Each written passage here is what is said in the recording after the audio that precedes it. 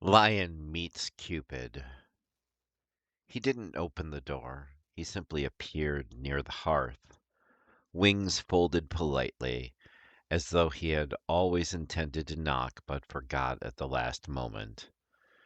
Cupid looked younger than most people expect. They always do, but we both knew he was much, much older. You dropped something, I said, reaching behind the bar. He blinked at me. I don't drop things, he replied automatically. I set the arrow on the counter. You left it, I corrected gently.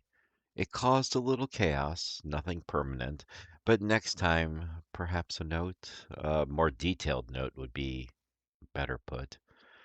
He stared at it, then at me, then smiled small and sheepish. Oh, he said, that one. I poured him something light, honey mead infused with rose and citrus, sweet but balanced. He climbed onto the stool, lifting the cup carefully.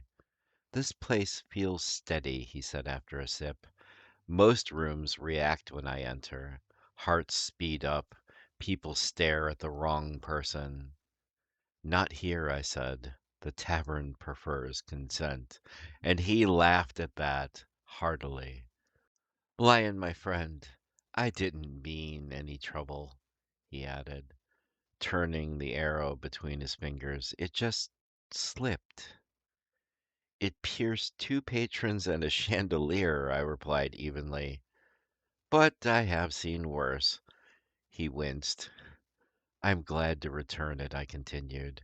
Magical objects tend to accumulate if I'm not careful, and unlike certain trickster gods, I prefer not to leave things lying around, or coins. Cupid lifted his head. Coins? Long story, I said, but still unresolved. He smiled into his drink. You're not angry? He observed. No, I replied. Love is disruptive, but it's rarely malicious. He studied me then. Not as a child, not as a god, just curious. You run a place where feelings settle instead of ignite, Cupid said quietly. And that's rare. He finished his mead and slid the arrow back into the small quiver at his shoulder. I'll aim more carefully, he said. And I would appreciate that, I replied. My insurance is mythical at best.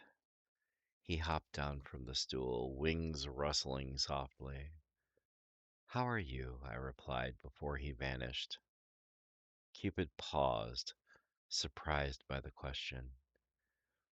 Busy, he admitted, but fine.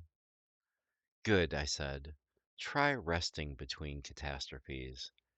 He gave me a wide grin. Then he was gone. No sparkle, no dramatic burst, just absence. I glanced at the chandelier, still repaired. I checked the bar, no glowing coins. Some gods bring storms, some bring riddles, some bring arrows. At least this one picks them back up.